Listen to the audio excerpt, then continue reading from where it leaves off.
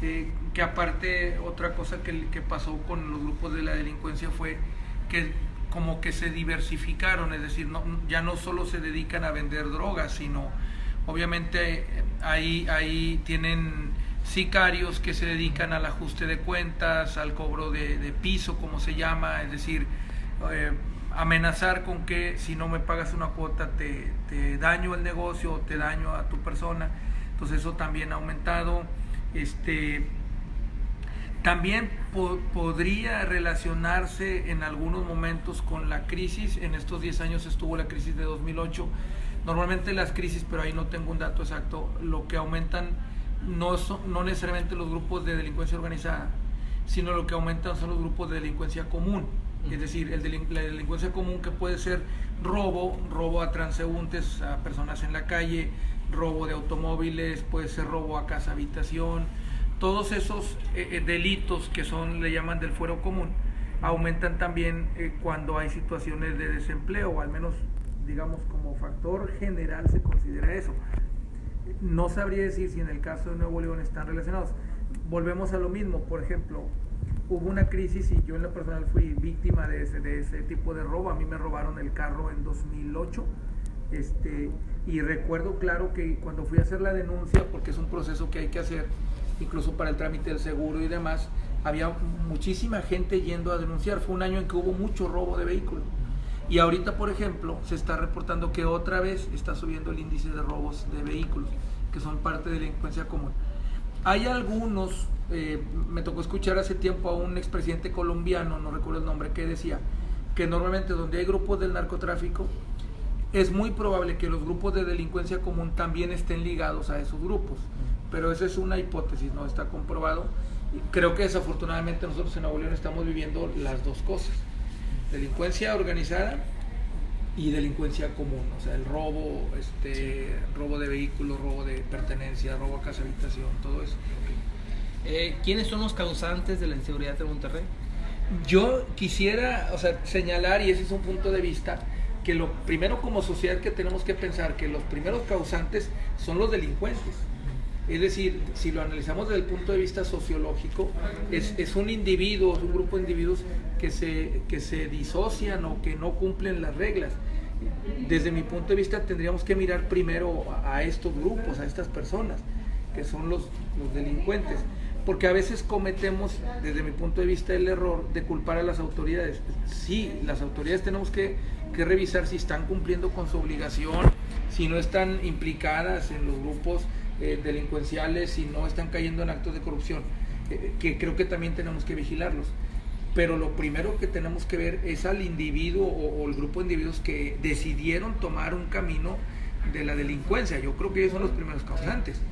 Luego las autoridades, si se tardan en reaccionar, si se corrompen, también, pero en origen. Y bueno, a lo mejor ahí en esta parte, al culpar a individuos de la sociedad, a lo mejor es donde entraría el análisis de la sociedad para decir si es que la sociedad, no como justificación, pero a lo mejor no está poniendo condiciones de desarrollo económico individual. A lo mejor ahí podríamos a lo mejor sí regresar a las autoridades en el sentido de que a lo mejor no están ayudando a poner condiciones de empleo, por ejemplo, que sea un factor no justificante, pero un factor de la delincuencia.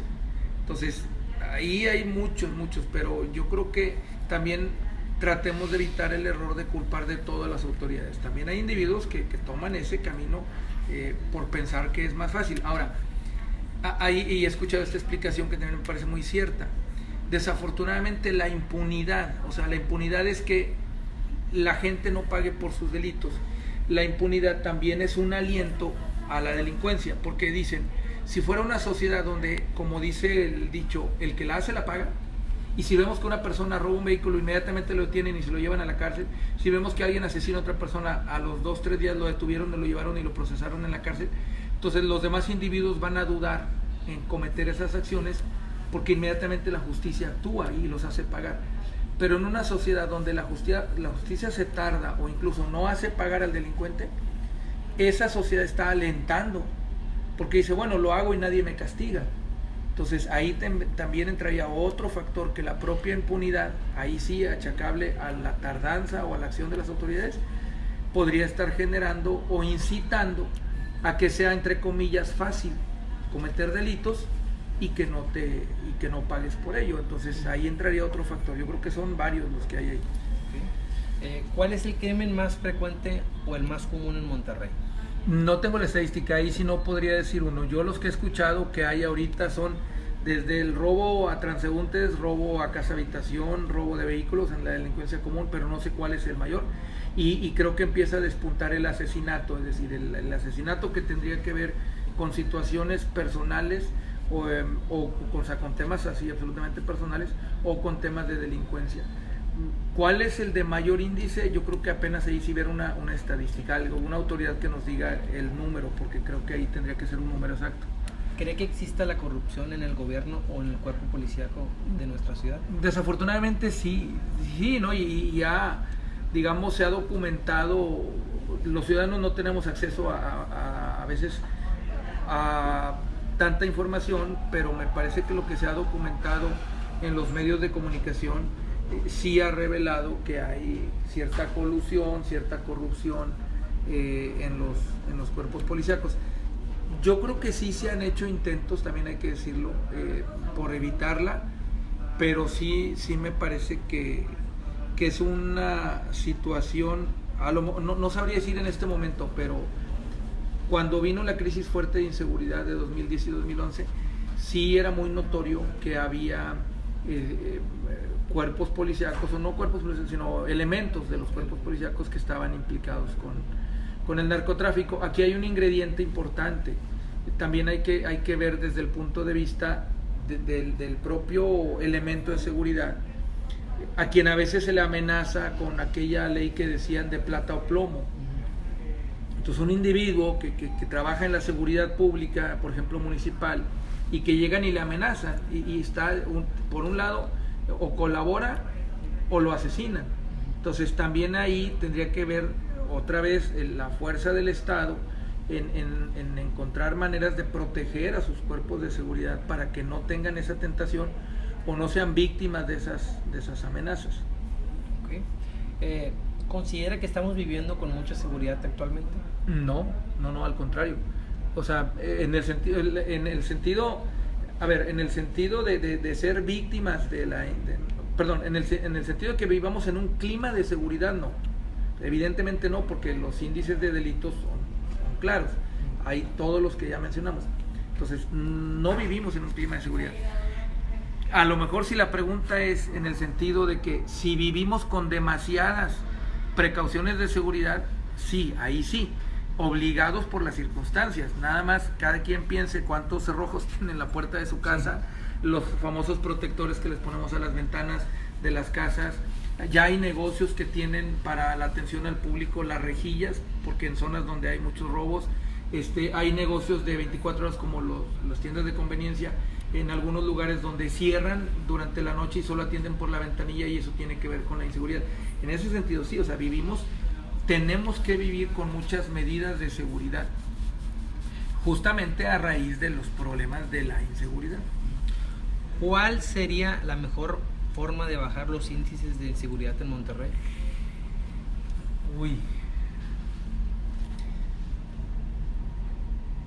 Pues es que, dicho teóricamente, que a lo mejor ahí sí para nosotros sería fácil decirlo. Dicho teóricamente es que funcionaran correctamente los cuerpos de seguridad.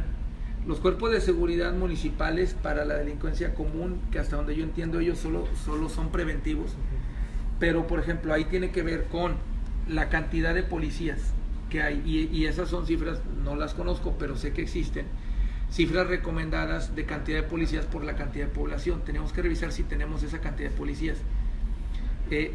Obviamente que los policías estén equipados para hacer frente a cualquier tipo de delincuente al que tengan que enfrentar, y si no es, por ejemplo, si es un delincuente de orden, digamos, de delincuencia organizada, tener una buena coordinación con cuerpos de seguridad federales, por ejemplo, que cuando ocurra una situación de estas, la comunicación sea rápida para que tengan apoyo a ellos, por ejemplo, los municipales. Tendría que ver también con los ingresos de los policías, siempre se ha dicho que entre mejor ingreso tenga un elemento de seguridad, menos estará tentado a la inseguridad. Y yo no sé si a lo mejor hasta algunos mecanismos más creativos de protección al policía. Digo, me parece atinado esto de que pronto andan con algún tipo de máscara para proteger su identidad y obviamente la seguridad de su familia. Yo creo que cuenta mucho también esta parte que decíamos, no solo el tener un buen ingreso, sino una educación, aunque a veces no queremos hablar de moral, una educación moral sólida, para que aunque exista la tentación de corromperse, no se corrompa. Y obviamente, como decíamos, también con un buen ingreso. Creo que eso sería, obviamente hay más estrategias, yo también creo que ayudarían, y ahí desde mi punto de vista ha faltado de parte de los gobiernos municipales estrategias de comunicación, de comunicación masiva, los departamentos de comunicación de los gobiernos, por ejemplo, para estar orientando, aunque sí se hace el intento, yo creo que se podría hacer más, estar orientando al ciudadano de cómo protegerse, medidas de seguridad.